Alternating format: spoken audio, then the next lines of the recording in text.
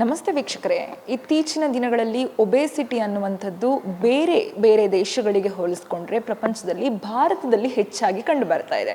ಸುಮಾರು ಶೇಕಡವಾರು ನೋಡ್ತಾ ಹೋದರೆ ಸುಮಾರು 50ಕ್ಕೂ ಹೆಚ್ಚು ಜನರಿಗೆ 50% ಹೆಚ್ಚು ಜನರಿಗೆ ಒಬೇಸಿಟಿ ಅನ್ನುವಂಥದ್ದು ಅಂದರೆ ಓವರ್ ವೆಯ್ಟ್ ಅನ್ನುವಂತಹ ಸಮಸ್ಯೆ ಹೆಚ್ಚಾಗಿ ಕಂಡು ಬರ್ತಾ ಇದೆ.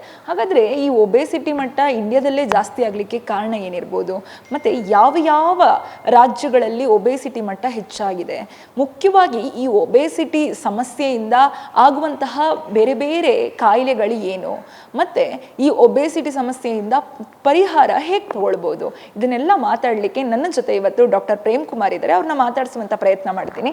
ಸರ್ ನಮಸ್ತೆ. ನಾನು ಆಗಲೇ ಹೇಳಿದಾಗೆ ಬೇರೆ ಬೇರೆ ದೇಶಗಳಿಗೆ ಹೋಲಿಸ್ಕೊಂಡ್ರೆ ಪ್ರಪಂಚದಲ್ಲಿ ಭಾರತದಲ್ಲಿ ಒಬೇಸಿಟಿ ಮಟ್ಟ ಹೆಚ್ಚಾಗೇ ಇದೆ. ಏನು ಕಾರಣಕ್ಕೆ ಸರ್ ಭಾರತೀಯರಲ್ಲಿ ಮುಖ್ಯವಾಗಿ ಒಬೇಸಿಟಿ ಮಟ್ಟ ಹೆಚ್ಚಾಗಿರುವಂಥದ್ದು?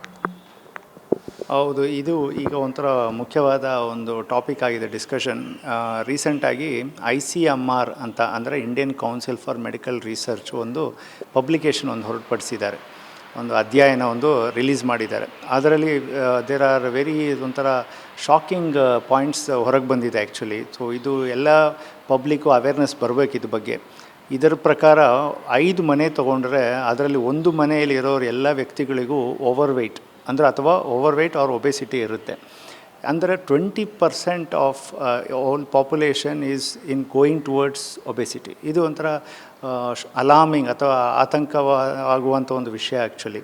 ಸೊ ಈಗಲೇ ನಾವು ಆ್ಯಕ್ಚುಲಿ ಎಚ್ಚರ ಆಗಬೇಕು ಈ ವಿಷಯಕ್ಕೆ. ಒಂದು ನೆಕ್ಸ್ಟು ಈ ಪಬ್ಲಿಕೇಶನಲ್ಲಿ ಜಸ್ಟ್ ಇದು ನಂಬರ್ ಬಗ್ಗೆ ಹೇಳಿಲ್ಲ, they have even given much more finer details. For example ಇದ್ರ ಪ್ರಕಾರ ಸಿಟಿ ಅಂದರೆ ನಾವಿರೋ ಅರ್ಬನ್ ಏರಿಯಾಸ್ ಬಿಕಮ್ ಒಂಥರ ಹಾಟ್ಸ್ಪಾಟ್ ಆಗಿದೆ ಒಬೇಸಿಟಿ ಮತ್ತು ಓವರ್ ವೆಯ್ಟ್ಗೆ as compared to rural regions. ಅಂದರೆ ಏನರ್ಥ ಅಂದರೆ ನಾವು ಸಿಟಿಯಲ್ಲಿ ಇರೋರು ನಮ್ಮ lifestyle there is some difference ಅಥವಾ there is some lapse which we have to get into details and checkout. Okay, ನಾವು ಮಾಡ್ತಿರೋಂಥ ನಮ್ಮ ಲೈಫ್ ಸ್ಟೈಲಲ್ಲಿ ಏನೋ ತಪ್ಪು ನಡೀತಾ ಇದೆ, ಅಥವಾ ನಾವು ಊಟ ಮಾಡ್ತಿರೋದ್ರಲ್ಲಿ ತಪ್ಪಿದೆಯಾ, ಅಥವಾ ನಾವು ನಮ್ಮ ದೈನಿತ್ಯ ಕಾರ್ಯಗಳಲ್ಲಿ ಏನಾದ್ರು ತಪ್ಪಿದೆಯಾ, ಅಂದರೆ ನಮ್ಮ ಚಟುವಟಿಕೆಗಳಿಲ್ವಾ, ಅಥವಾ ನಾವು ಶುಗರ್ ಜಾಸ್ತಿ ತಿಂತಾಯಿದ್ದೀವ ಅಂತ ಈ ಥರ ಒಂದು ಆಡಿಟ್ ನಾವೇ ಸೆಲ್ಫ್ ಆಡಿಟ್ ಮಾಡಿಕೊಂಡು we have to really think what is happening. ನೀವು ಮತ್ತೊಂದು ವಿಷಯ ಹೇಳಿದ್ರಿ that obesity can be a problem for many other diseases. ಅಂದರೆ ಬೇರೆ ಕಾಯಿಲೆಗಳಿಗೂ ಇದೇ ಒಂಥರ ಸ್ಟಾರ್ಟಿಂಗ್ ಪಾಯಿಂಟ್ ಆಗಿದೆ. ಇದರಲ್ಲಿ BP, ಶುಗರ್, ಥೈರಾಯ್ಡ್ ಇದೆಲ್ಲ ಸೇರಿ ಕೂಡ ಇನ್ನೊಂದೊಂದು ಹೊಸ ಸಿಂಡ್ರೋಮ್ ಅಂದರೆ ಮೆಟಬಾಲಿಕ್ ಸಿಂಡ್ರೋಮ್ ಅಂತಲೂ ಒಂದು ಡಿಫೈನ್ ಮಾಡಿದ್ದೀವಿ. ಇದಕ್ಕೆಲ್ಲ ಸೇರಿಸಿ ಕೂಡ್ಕೊಂಡು ಇದೆಲ್ಲ ಕಾಸ್ ಈಸ್ ಒಬೇಸಿಟಿ. ಸೊ ಈಗ actually it is very good that the government has published this data and making the ಜನಸಾಮಾನ್ಯರಿಗೊಂಥರ ಅವೇರ್ನೆಸ್ ಬಂದಿದೆ ಈಗ that we have to really think. ಮೊದಲೆಲ್ಲ ನಾವು ಬರೀ ಓಕೆ ಸಕ್ಕರೆ ಕಾಯಿಲೆ ದೊಡ್ಡ ಕಾಯಿಲೆ, BP ತುಂಬ ದೊಡ್ಡ ಕಾಯಿಲೆ ಅಂತ ತುಂಬ ಅಟೆನ್ಷನ್ ಅದಕ್ಕೆ ಕೊಡ್ತಿದ್ವಿ. ಬಟ್ ಈಗ ಇದು ಬೊಜ್ಜು ಅಥವಾ ಸ್ಥೂಲಕಾಯತೆ ಅಂದರೆ ಓವರ್ ವೆಯ್ಟ್ ಒಬೇಸಿಟಿ ಏನಂತೀವಿ, it is reached every house hold, ಅಂದರೆ ಮನೆ ಮಟ್ಟಿಗೆ ತಲುಪಿದೆ ಈಗ. ಸೊ ಇದು ಒಂಥರ ಆತಂಕವಾದ ಅಂತ ಆಗುವಂಥ ವಿಷಯ ಇದು. ಸೊ ಇದ್ರ ಬಗ್ಗೆ ಡೆಫಿನೆಟ್ಲಿ ನಾವು ಒಂದು ಜಾಗೃತ ಆಗಬೇಕು, ಆ್ಯಕ್ಷನ್ಸ್ ತೊಗೋಬೇಕು. And government is already doing plenty of actions. ಅದ್ರ ಜೊತೆಗೆ still we can do some more. For example we can ask government to do some already ಒಬೇಸಿಟಿಗೆ ನ್ಯಾಷನಲ್ ಪ್ರೋಗ್ರಾಮು ಲಾಂಚ್ ಆಗಿದೆ, ಅದನ್ನು ಇನ್ನೂ ಸ್ವಲ್ಪ ಸ್ಟ್ರೆಸ್ ಮಾಡ್ಬೋದು. ಈಗ ಪೋಲಿಯೋ ಹೆಂಗೆ ನ್ಯಾಷನಲ್ ಪ್ರೋಗ್ರಾಮ್ಸ್ ಲಾಂಚ್ ಆಯಿತು, ಎಲ್ರಿಗೂ ಗೊತ್ತಾಯಿತು. ಬಟ್ ಒಬೇಸಿಟಿ ಒಂಥರ ಇನ್ನೂ ಜನಕ್ಕೆ ಅಕ್ಸೆಪ್ಟೆನ್ಸ್ ಬರ್ತಿಲ್ಲ, ಇದೊಂದು ಕಾಯಿಲೆ ಅಂತಲೇ ಜನಕ್ಕೆ ಅಕ್ಸೆಪ್ಟೆನ್ಸ್ ಬರ್ತಿಲ್ಲ. So government is doing its best. I think public is also has to do their share. ಅಂದರೆ ಜನಕ್ಕೆ ಅವ್ರು ಏನು ಊಟ ಮಾಡ್ತಿದ್ದಾರೆ ಈಗ ಅವೇರ್ನೆಸ್ಸೇ ಇಲ್ಲ. ಓಕೆ, ನಾನು ದಿನ ಏನು ತಿಂತಾಯಿದ್ದೀನಿ, ಒಂದು ವಾರದಲ್ಲಿ ಏನೇನು ತಿಂದೆ, ಒಳ್ಳೆ ಊಟ ತಿಂದನ ಅಥವಾ ಶುಗರ್ ಜಾಸ್ತಿ ತಿನ್ನ, ಏನು ಲೆಕ್ಕನೇ ಯಾರು ಇಡ್ತಾಯಿಲ್ಲ. ಸುಮ್ಮನೆ ಹಂಗೆ ಡೇ ಟು ಡೇ ಎವ್ರಿಬಡಿ ಎದ್ದು ಹೇಳಿದ್ವಿ, ಏನೋ ತಿಂದ್ವಿ, ಓದ್ವಿ, ನೆಕ್ಸ್ಟ್ ಡೇ ಬಂತು. ಸೊ ಆ ಥರ ಆಗಿರೋದು ತಪ್ಪು. ಸೊ ದಿಸ್ ಪಬ್ಲಿಕೇಶನ್ ಅಂದರೆ ಏನು ICMR ರಿಲೀಸ್ ಮಾಡಿರೋಂಥದ್ದು ನಮಗೆಲ್ಲ ಒಂಥರ should really change our life. So this is what I would like to say. ಇನ್ನೊಂದಿಷ್ಟು ಜನರಿಗೆ ಡಾಕ್ಟರ್, ನಾನು ಹೊರಗಡೆ ಏನೂ ತಿನ್ನೋದಿಲ್ಲ, ಮೈದಾ ಐಟಮ್ಗಳಿಂದ ಅಥವಾ ಎಣ್ಣೆ ಪದಾರ್ಥಗಳಿಂದ ನಾನು ದೂರ ಇರ್ತೀನಿ, ಮನೆಯಲ್ಲೇ ನಾನು ಅಡುಗೆ ಮಾಡ್ಕೊಂಡು ತಿಂತೀನಿ, ಆದರೂ ಕೂಡ ನಮ್ಮ ಮನೆಯಲ್ಲಿರುವಂಥವರೆಲ್ಲ ದಪ್ಪಗಿದ್ದಾರೆ ಅಥವಾ ಓವರ್ ವೆಯ್ಟ್ ಇದ್ದಾರೆ ಅನ್ನುವಂತಹ ಒಂದಿಷ್ಟು ಜನರಿಗೆ ಕನ್ಫ್ಯೂಷನ್ಸ್ ಇರುತ್ತೆ. ಇಂತಹ ಸಮಸ್ಯೆ ಇರೋರಿಗೆ ಏನು ಹೇಳ್ತೀರಾ? ಇದು ಒಂಥರ ತುಂಬ ಮುಖ್ಯವಾದ ಅನದರ್ ಇಂಪಾರ್ಟೆಂಟ್ ಪಾಯಿಂಟ್ ಆ್ಯಕ್ಚುಲಿ. ಎಲ್ಲ ಜನ ಅಂದ್ಕೊಳ್ಳೋದು ದಪ್ಪ ಇದ್ದರೆ ಅಥವಾ ಅವನು ತುಂಬ ಓವರ್ ವೆಯ್ಟ್ ಇದ್ದಾನೆ, ಒಬೇಸ್ ಇದ್ದಾನೆ ಅಂದರೆ ತುಂಬ ತಿಂತಿರಬೇಕು, ಕೆಲಸನೇ ಮಾಡ್ತಿದ್ದಾರೆ, ಲೇಝಿ ಅಂತ. Okay, these are all contributing factors, definitely will increase. ಆದರೆ ನಮ್ಮ ಬಾಡಿ ಜೀನ್ಸ್ ಮತ್ತು ನಮ್ಮಲ್ಲಿರೋವಂಥ ಒಂದು ಎಂಡೋಕ್ರೈನ್ ಥಿಂಗ್ಸ್ ಮತ್ತು metabolic things, these are all put together is causing this obesity. ಬರೀ ಊಟ ಮಾಡೋದ್ರಲ್ಲಿ ಮಾತ್ರ ಆಗಲ್ಲ, ಅದರಲ್ಲಿ ತುಂಬ ಹಾರ್ಮೋನ್ ಚೇಂಜಸ್ ಆಗ್ತಿರುತ್ತೆ, which is a cause for obesity. So that is why you should really assess what is a cause. ಒಂಥರ 2 + 2 = 4 ಥರ ಇಲ್ಲ. 4 - 2 is also 2. Just 3 - 1 is also 2. So a lot of factors will come into and make obesity. It is not ಊಟ ಜಾಸ್ತಿ ತಿಂದ obeys ಆಗ್ಬಿಟ್ಟ ಅಂದರೆ direct relation ಇರಲ್ಲ. ಅದು ಕಾಂಟ್ರಿಬ್ಯೂಟ್ ಮಾಡೇ ಮಾಡುತ್ತೆ. ಈಗ ನಾವು ಹೈ ಕ್ಯಾಲರಿ ಡಯಟ್ ತಿಂತಾನೆ ಇದ್ದೀನಿ ಅಂದರೆ ದಪ್ಪ ಆಗೇ ಆಗ್ತಾರೆ, ಅದು ಸಹಜ. ಆದರೆ that need not be only point.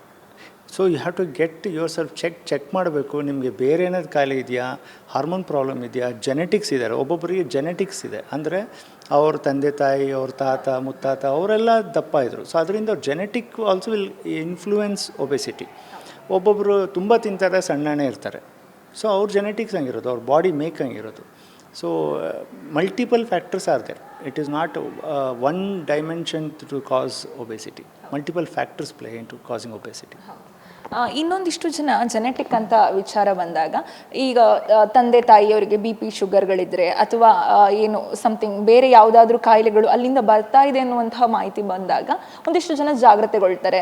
BP ಬರದೇ ಇರುವಾಗ ಹೇಗೆ ಮುಂಜಾಗ್ರತೆ ಕ್ರಮ ತಗೋಬೇಕು, ಶುಗರ್ ಬರದೇ ಇರುವ ಹಾಗೆ ಹೇಗೆ ಮುಂಜಾಗ್ರತೆ ಕ್ರಮ ತಗೋಬೇಕು ಅಂತ. ಹಾಗೆಯೇ ಈ ಒಬೇಸಿಟಿ ಅಥವಾ ಬೊಜ್ಜಿನ ಸಮಸ್ಯೆ ಏನಿದೆ, ಇದು ಕೂಡ ಜೆನೆಟಿಕ್ ಅಲ್ಲಿ ಇದ್ರೂ ತಮಗೆ ಬರದೇ ಇರುವ ರೀತಿಯಲ್ಲಿ ಸೇಫ್ಟಿ ಸೈಡ್ ಏನಾದರೂ ವಹಿಸ್ಕೊಳ್ಳಿಕ್ಕೆ ಅಥವಾ ತನಗೆ ಏನು ಆಗದೆ ಇರೋ ಹಾಗೆ ಓವರ್ ವೇಟ್ ಆಗದೆ ಇರೋ ರೀತಿ ಕಾಪಾಡ್ಕೊಳ್ಳಿಕ್ಕೆ ಏನಾದರೂ ಸಾಧ್ಯತೆ ಇದೆಯಾ?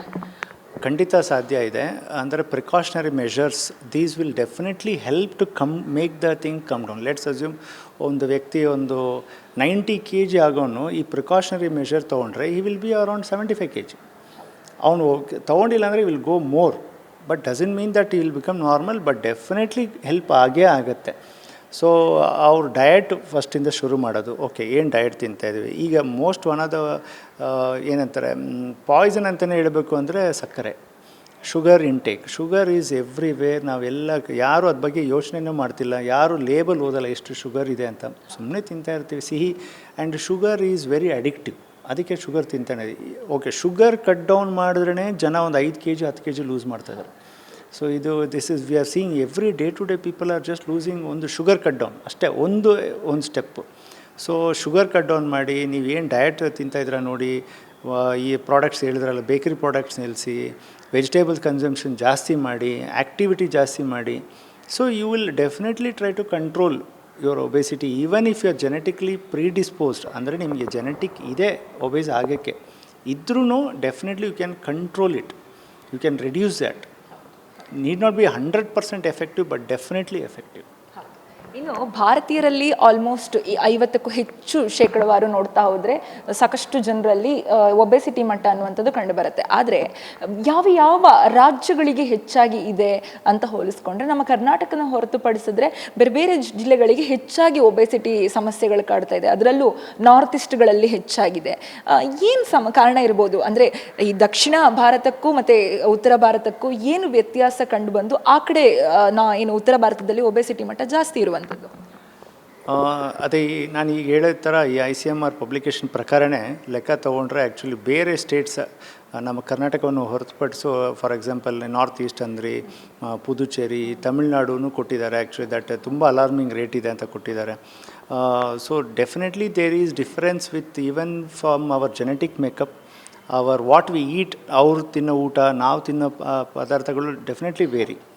For example some states they eat more sugary foods, some states eats more spicy foods. Plus our region influence ಮಾಡುತ್ತೆ, ಆ್ಯಕ್ಟಿವಿಟಿ ಎಲ್ಲ ಇನ್ಫ್ಲೂಯೆನ್ಸ್ ಮಾಡುತ್ತೆ. It is not, and even the form of their genetic makeup is predisposing for them.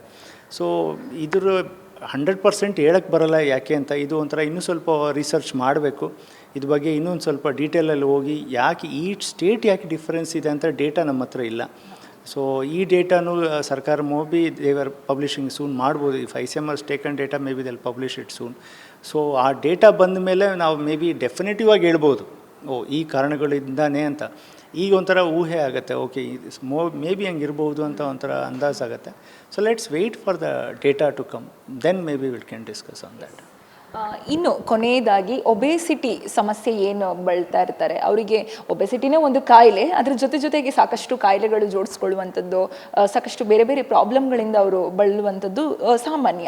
ಹಾಗಾಗಿ ಕೇಳ್ತಾ ಇರುವಂಥದ್ದು, ಇನ್ನು ಚಿಕ್ಕ ಮಕ್ಕಳು ಕೂಡ ಒಬೇಸಿಟಿ ಸಮಸ್ಯೆಯಿಂದ ಬಳಲ್ತಾ ಇರ್ತಾರೆ. ಅವರು ಚಿಕ್ಕ ವಯಸ್ಸಲ್ಲೇ ಹಾರ್ಟ್ ಅಟ್ಯಾಕ್ ಬಂದು ಸಾಯುವಂಥದ್ದು, ತೀರಾ ದಪ್ಪ ಇರುವಂಥದ್ದು ಅಥವಾ ತೀರಾ ವೀಕ್ ಆಗಿದ್ದರೂ ಕೂಡ ಹಾರ್ಟ್ ಅಟ್ಯಾಕ್ ಬಂದು ಸಾಯುವಂತಹ ಪರಿಸ್ಥಿತಿ ಇದೆ. ಇಂತಹ ಸಮಸ್ಯೆಗಳಿಗೆ ಅದರಲ್ಲೂ ಹೆಚ್ಚಾಗಿ ಹಳ್ಳಿಗೆ ಹೋಲಿಸ್ಕೊಂಡ್ರೆ ಸಿಟಿಯಲ್ಲಿ ಒಬೇಸಿಟಿ ಪ್ರಮಾಣ ಹೆಚ್ಚಾಗಿರುವಂಥದ್ದು.